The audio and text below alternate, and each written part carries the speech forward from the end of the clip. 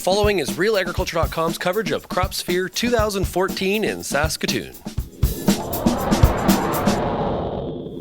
I'm Lindsay Smith with RealAgriculture.com. I'm joined by Gary Martens with the University of Manitoba, small-scale farmer from Manitoba, in fact. We are a long way from home. We're in Saskatoon at CropSphere 2014, the inaugural event. Gary, you spoke this morning and challenged farmers and challenged some ideas this morning. Tell me about that. Yes. I heard recently that at least once in your life you should question everything that you know, and you should test it to see, is the system you're using valid? So what I did this morning was I talked about Betty Crocker approach to farming, which is basically using somebody else's innovation to fix your problems. And I was suggesting that when farmers do that, they only get a very small fraction of the profits, typically in the range of 15% of the profits of a new innovation.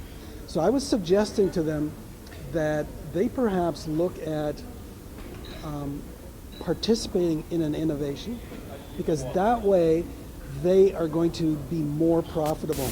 And I suggested to them also that maybe they look at the system, and that a lot of opportunity, I think, for profitability gains are to be found in questioning the system they're in.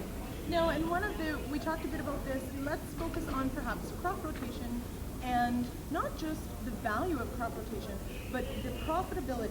So peas, for example, when a farmer is going to run an individual crop budget, right, that might look a little bit different if they were to run a 3-year crop budget. Yes. Of all those. So, yes. Yeah.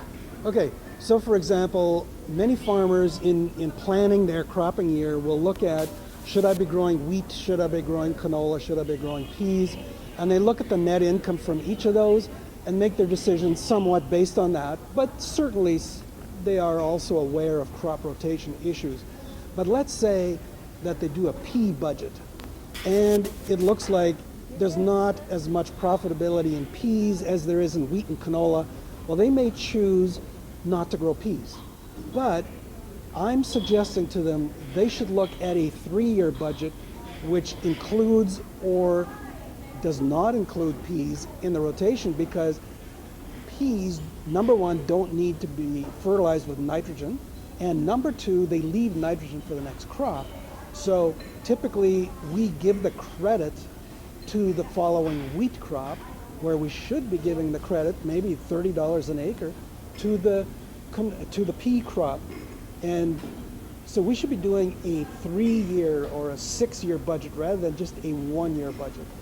Now, we're going to switch gears a little bit, and this is a really sort of some context, and I think every discussion should maybe have some context.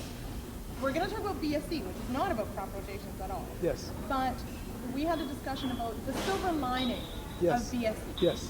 Okay. What has that been?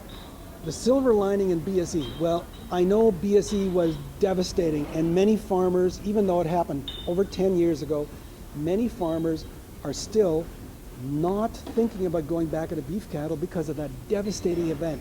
But the silver lining is that we changed the way we do beef farming. And in the past, we could afford to make hay, we could afford to haul manure. We have changed that entirely so that it costs a beef farmer way less to hold a cow over a year than it used to. So they have found incredible efficiencies by looking at the system they were in, by questioning the system, and they found lots of money. And I'm wondering if on the equivalent side, we are now in a cropping situation which is similar to BSE. And how so? How so is it similar? Well, with BSE, we lost 30 to 50% of the value of the beef, okay? Some people claim it was even a little bit more. And an additional problem was we couldn't sell it, okay? So there was a cash flow problem, and it was very limited cash flow. We are now in the January of 2014 looking at a cropping season which looks to be like a big financial stress for cropping farmers. Every budget that I've seen is negative, all crops, except perhaps for winter wheat. And how much have these prices dropped in a year? The same as BSE, 30 to 50%. And we can't move it. And on top of that, the transportation system isn't allowing us to move it. So we're in exactly the same position in cropping right now as we were in BSE. So where are the alarm bells? Who is ringing the alarm bells for farmers right now?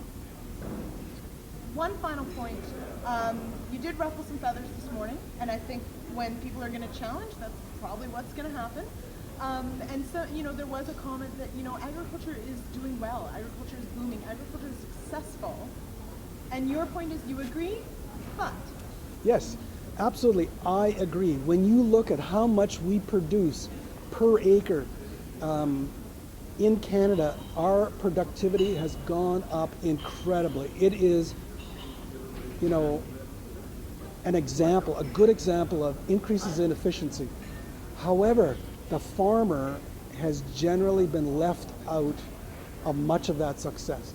Now, some small part of the success has been an increase in asset values.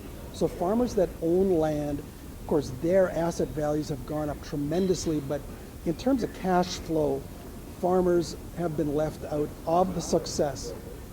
In the last 3 years, farmers have done well, but from the numbers I could find, 7 out of the last 12 years have been negative incomes for farmers if you take away the farm programs. So from the market, it hasn't been very successful for farmers. And so all the more reason to challenge perhaps the way you're doing things or how you're running budgets. Exactly. Perhaps this BSE of the crop industry has a silver lining, and perhaps that's more profitability for farmers. That's what I would say. I would suggest to farmers that they really seriously challenge and look at how they're farming and look for new innovations that will make them more profitable. Thank you so much, Gary. You're welcome, Linda.